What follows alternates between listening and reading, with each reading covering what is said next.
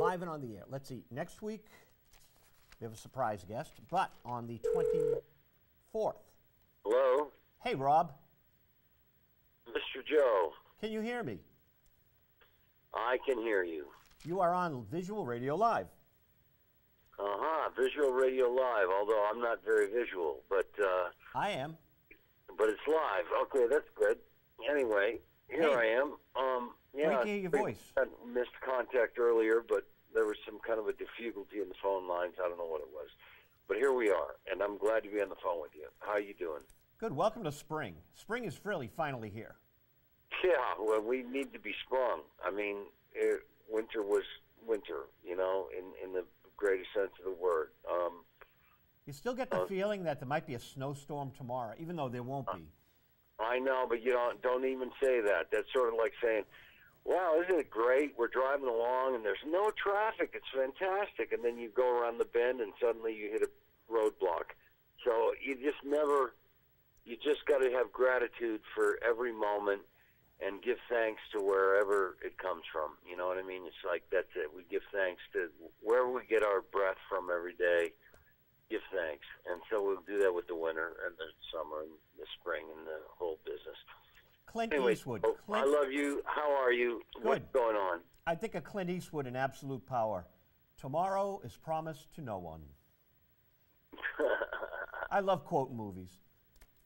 No, but hey, listen, that's what makes them great. Is that that's great screenwriters that they come up with those sort of lines that are, you know, that are eternal, that are timeless. You know, that's the beauty of using words correctly. You know, we'd sit in the living room and a movie would be on, and before the actors say the word, I start saying the lines, and Jeff would, I don't know if he got frustrated because he laughed. He just thought it was funny that I got them memorized.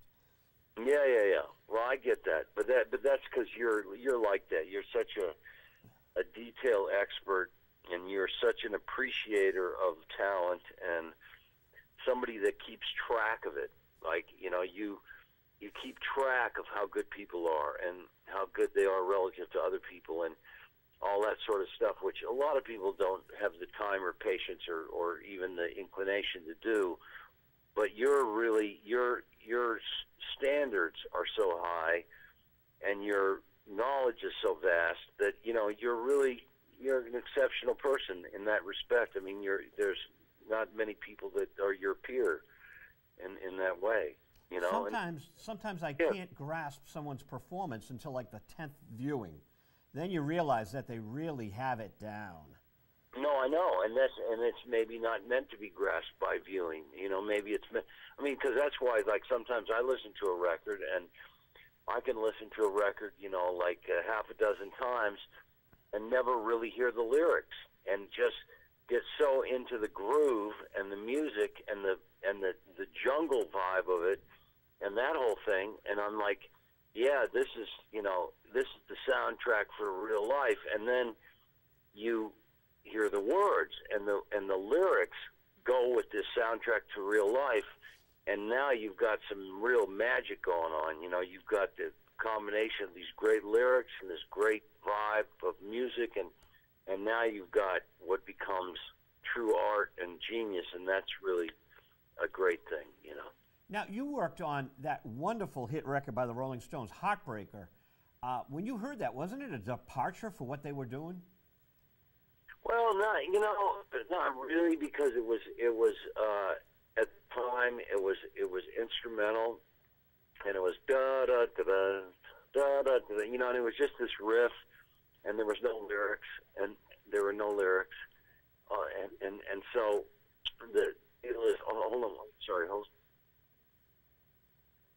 And so anyway, no, you know, there was none of that stuff. And so, you know, it was doo doo to do. It was just called doo doo to do, and it was it didn't have a, you know, the further title and you know, whatever it was, but it was just a thing that was a great riff that just developed into something. And that was one of Jimmy Miller's incredible talents, was that he knew that what making records was about, in the biggest way, was about making people pick their hips. I mean, it was like, it's because our parents, your parents, my parents, and his parents, and their parents, and going back, they were into dance music. You know, if that was Benny Goodman or Duke Ellington or whoever it was, you know, that eventually became disco music in the 70s. But that was still the same music. It was dance music, and it was not interpreted or thought of that way. It wasn't, people didn't relate to it that way, but it still came down to the same thing. Music, when it comes down to its most basic core, is about thing that makes your body move. And then what happened was Bob Dylan came along, and Bob Dylan came along and added this intelligence to the thing, and added this kind of cerebral thing to the music, that in the lyrics that never existed before. So, and he really basically merged folk music, which was music that was a political statement in its way, and, you know, thinly veiled and connected to actual music and the hip shaking part.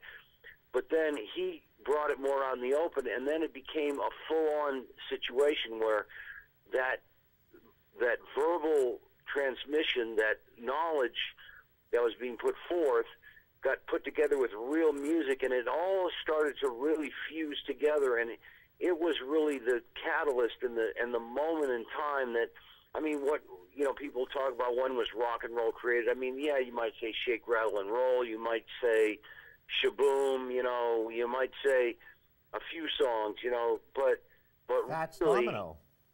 it comes down to this thing that where Bob Dylan single-handedly upended the consciousness of the lyrics in rock and roll music and created this combination of intelligence and jungle vibe, and put them together without thinking about it or doing it consciously, but that's what happened. And it became that you were shaking your hips, and when you stopped to think about it for a second, you were learning something too, and there was something in your mind. And it might take you a half a dozen listens to something before you even got to the lyrics, because you were just into shaking your hips and into the vibe.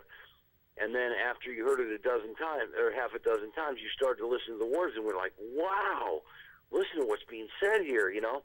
I think that's really a big part of all this. I agree with you. Cool. And you were there for Planet Waves, which was a monumental album. Well, it was. I mean, it was. Listen, it was monumental in my mind because I got to work with Bob Dylan and the band at the same time, which was the greatest gift in the world. I mean, I was the biggest fan on earth of the band, and a big fan of Bob Dylan. And you know, little did I know, you know, you always heard them associated with each other, but I didn't know that they never really actually made a record together. I mean, they never did. I mean, they Blonde on Blonde had some performances from some of the band members, but it did not have the whole band on the record with Bob Dylan. That didn't exist, and it never existed. And there were a few things here and there that had more band members than less. There was never a record that had the entire band on the same record as Bob Dylan. That was the first one. And so that really, that respect, became a very special thing. And I felt more than blessed that I got to be part of that, because I idolized the band. I mean, I idolized the band because of the fact that I totally respected Bob Dylan and what his contribution to music was, but band really stirred the pot. I mean, they didn't come into the thing and use and exemplify all of their influences into an obvious amalgam of what it was. They really drew from all these sources and created a new, unique, original music, and that's what was lacking in the scene at the time. You know, that's why Eric Clapton was so flipped out, why he quit Cream. It was like, you know, everybody's so hell-bent on this music and all this stuff, but wait a second, check this out. check out the intelligence, about the band. Check out the intelligence. Check out what's being said here. Check out how much further this is going to make us all grow. That's really what happened, and that's my opinion. Anyway. No, and you had, on one hand, you had Hendrix doing all these phenomenal things with the guitar, but then you had the band doing this fabric, this musical fabric that was, you could jump into it. It was so thick. Well, there's that, but I mean, Hendrix was an instrumentalist, but the thing about Hendrix is that he understood attitude.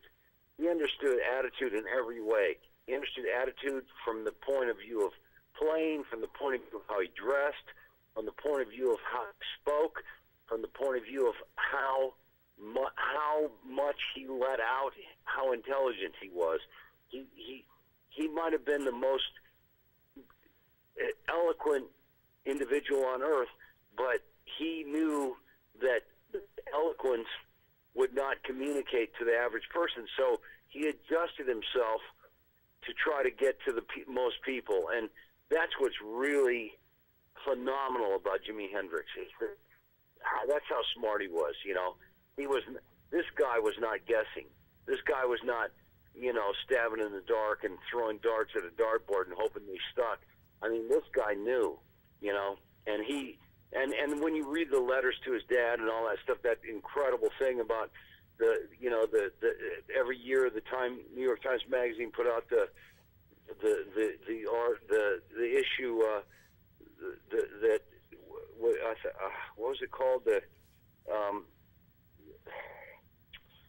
God, it had a name. Rolling Stone yearbook thing? No. This is New York Times Magazine, and it was called they changed our lives or something. I mean, actually, while we're talking, I'm going to go find it. And he wrote a letter to his dad, and Dear Al, and it's one of the most incredible things I've ever read. And he said to his dad, he said, listen, Dad, he said, you may hear some music from me on the radio.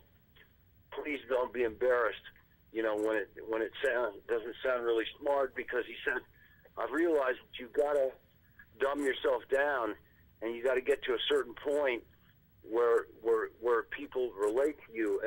And he said, so just realize that I know this, and I'm not stupid, and I'm not, dumbing myself that far down. But anyway, here it is right here. It's called The Lives They Lived, right? So this is December 29th, 2002, Section 6, the New York Times Magazine.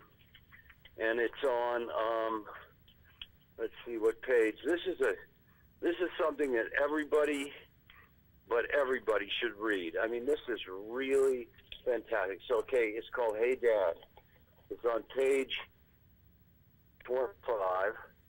Hey Dad, a letter from Jimmy, written by Wayne Compton. Okay, so it's written to James Al Hendrix, born in 1919. Hey Dad, a letter from Jimmy. In August 1965, when he wrote this letter, Jimi Hendrix was in New York City between gigs as a sideman for bands like the Isley Brothers and Joy D and the Starlighters.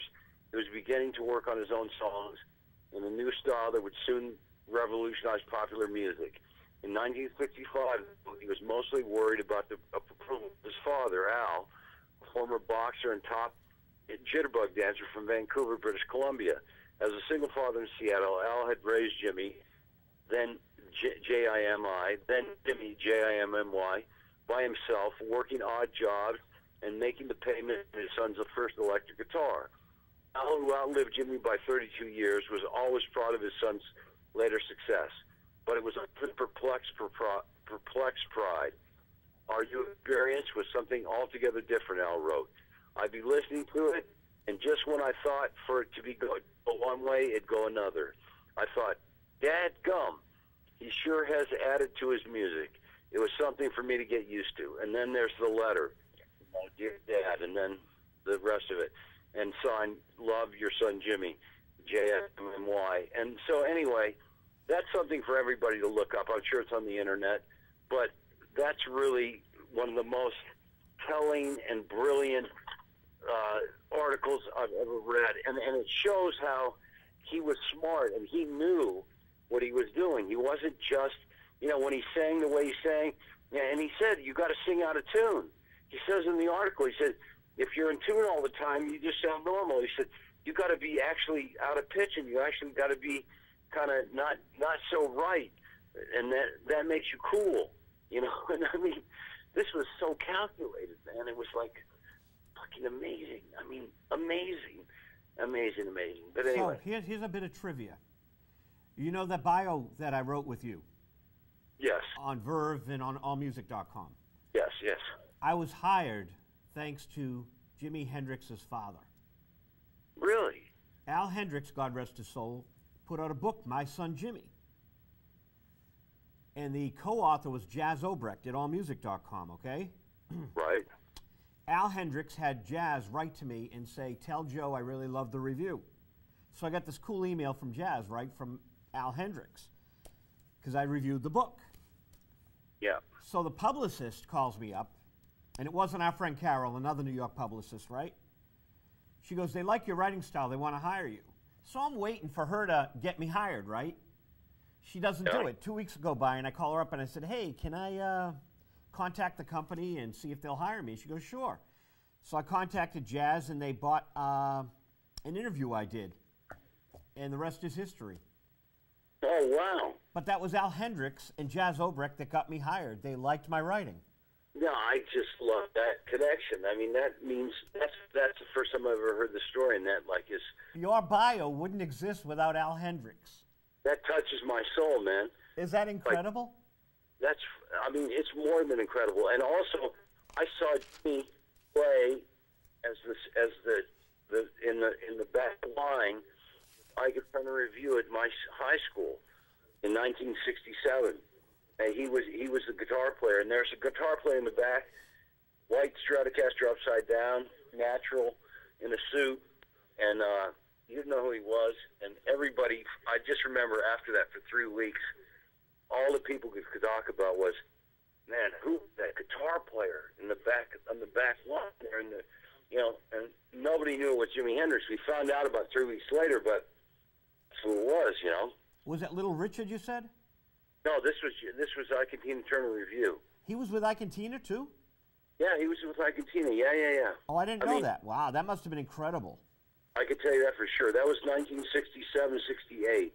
Wow. And yeah, I was there. I mean, I saw it. I mean, with my own eyes. And I remember, because he played an upside down white Stratocaster, and he had a natural, and and he was in the suit, and he was in the back.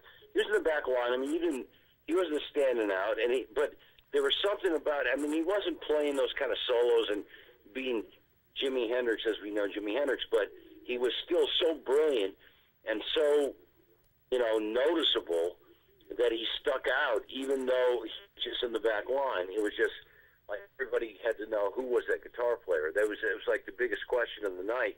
Everybody loved Ike and Tina, but who was that guitar player? That was the question of the night, Well, I got another little bit of trivia for you. Yeah. Jimi Hendrix played down in the Del Morocco in Nashville with Jimmy Church Band. Did you ever hear of Jimmy Church? No. Jimmy Church is this great artist. He's about to open a brand new hall at the Country Music Hall of Fame in a couple of months. So Jimmy Church is a friend of mine, and he had Billy Cox on bass in his band. But the guitar player before Jimi Hendrix was Bobby Hebb. So Bobby, Jimmy, and...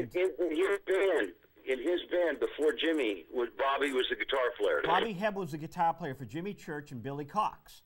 Billy Cox went into the Air Force with Jimmy. Yeah. Brings Jimmy to Nashville. Well, Bobby's heading to New York to play with Sylvia Robinson of Mickey and Sylvia. Yeah. It became Bobby and Sylvia. So Bobby left the Del Morocco for the Blue Morocco in New York, and Jimi Hendrix replaced him in the Jimmy Church Band.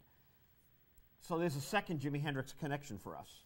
This is like really, these few things that we've talked about in the last 20 minutes are the most amazing connections that I've never heard. I mean, as long as I've known you, and I've never heard this stuff, and it's like so phenomenal what you're saying here. And it's like, see, that's the thing about you, Joe, is that like you are a true lover of this medium, and not only that, but you have integrity and you honor it. You don't bullshit. You don't just say stuff. I mean, you know what you're talking about when you say it, and when you say it, it means something, and that's really unusual. I mean, at your age and for the amount of time you've been doing this, it's unique, and it's really, really, really to be applauded. It's kind of fun too.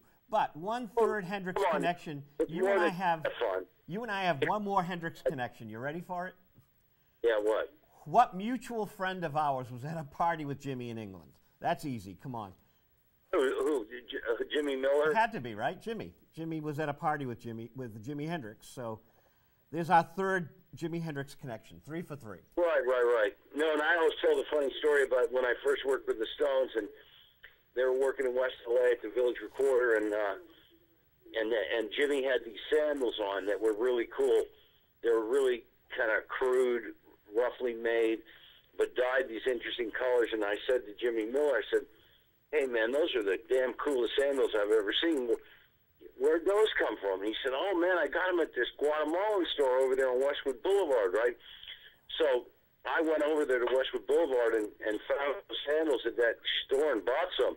And they were the coolest. And he and Marshall Chess bought a pair, and they were the only two. But I ended up buying a pair too. But see, Jimmy Miller and I are like, I mean, I don't know, we're like the same. We're like brothers in the same spirit. I mean, the fact that he came from percussion and drumming, the fact that his production was all based on feel, the fact that he understood things the way he did.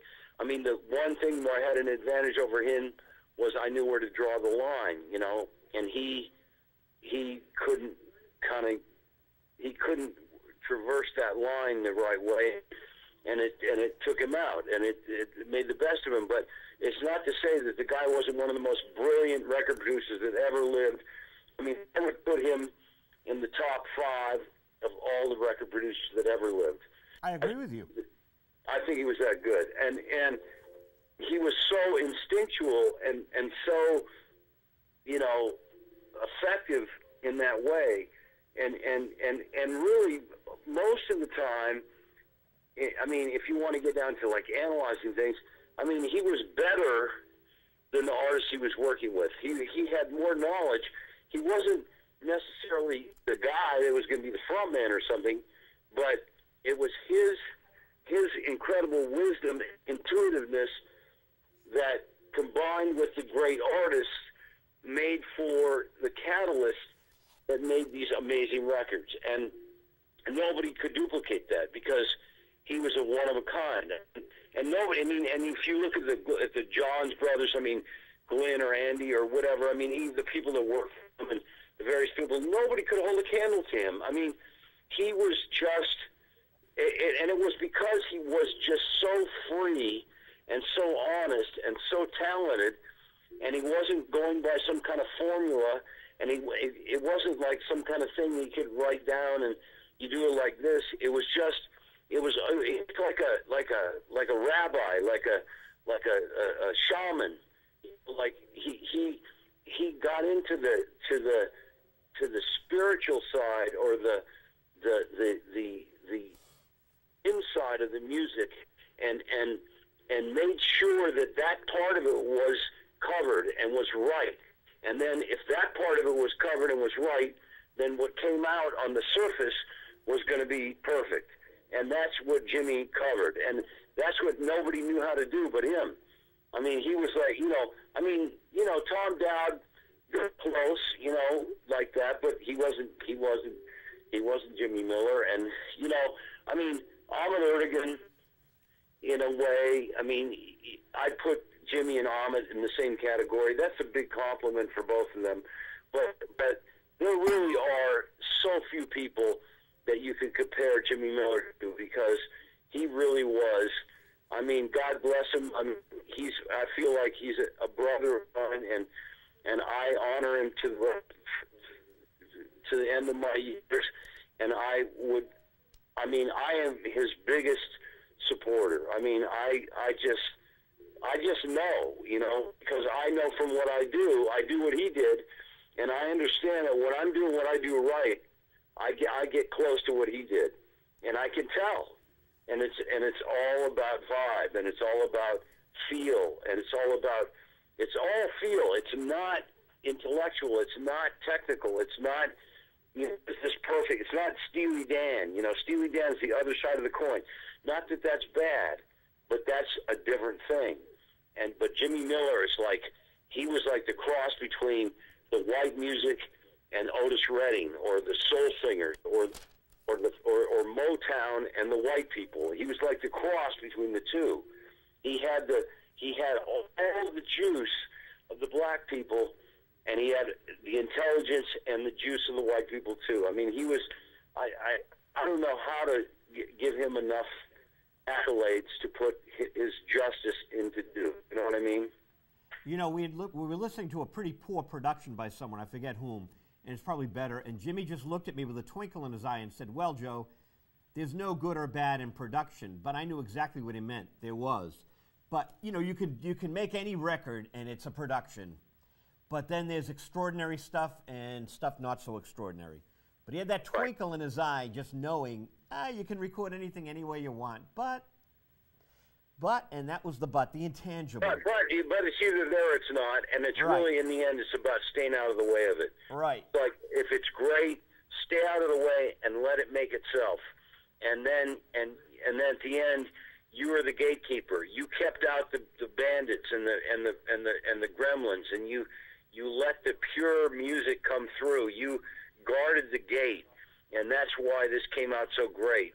Not because you created it or you thought of it, but because you knew who to let in and who not to let in, and what to allow to go down and what to not allow to go down. And that's exactly what you're saying, and that's what he knew. I know this. I know. I mean, I loved him. I worked with him. I know. He was so cool. He was so cool. I mean, there's no greater appreciator of Jimmy Miller than Rob Fraboni. There isn't one. We got to find the Cole Gems record he made when he was 19 years old. He was a singer at 19. He made a record on Cole Gems. I've never found it, but we got to start looking for it again. Uh-huh. So he started as a singer with Larry Fallon. Larry Fallon produced Brandy, You're a Fine Girl, The Looking Glass. Yeah, and Larry Fallon was involved with Van Morrison, too, at some point. Right. So Jimmy and Larry had a trio, and Jimmy was the drummer, and Larry might have played guitar, I forget. But Larry was a great guy. He's gone now, too. Yeah, I know. Yeah, he put strings on Wild Horses that never came out. We'll have to have that tracked down and put on a box set, I've never heard that. I didn't realize that. Yeah, Larry Fallon put strings on Wild Horses, but they never used it. Uh-huh. But anyways, it's we got another minute and a half left, Rob. We had a great show. You got to be in studio sometime. Well, listen, I mean, I'd love to come to the studio with you, but I'm just saying, I'm just giving you a few little tidbits here and there. But I mean, the main thing is that what's come out of this conversation is our love of Jimmy Miller, and and God bless him. I mean, this guy deserves. I mean, it's like the Lincoln Memorial, right? And you got Lincoln in this chair, and then Lincoln Memorial, and then there's Nikola Tesla, who's responsible for 95% of the electrical 20th century. He's got a miniature of the Lincoln Memorial in Niagara Falls. Well, along that line, there should be something like that for Jimmy Miller. I mean, Jimmy Miller is really George Martin is the guy that first comes to mind as the producer of all time, sure, he was good, but because he also worked with the band that was, let's face it, the Beatles were the Beatles, okay? So. And our time is up. But I'm saying. Our time is up. We're going to be off the air in a second. Okay. But compared to that, Jimmy Miller would be like George Martin. You know what I'm saying? I hear you. Rob Fraboni, great talking to you, man. We'll be in touch. All right, man. Thanks for being on the show. I love you, man. Thank you. Love you, too. Thanks. We'll talk soon. Okay. Bye. Okay, bye-bye. And that's our show.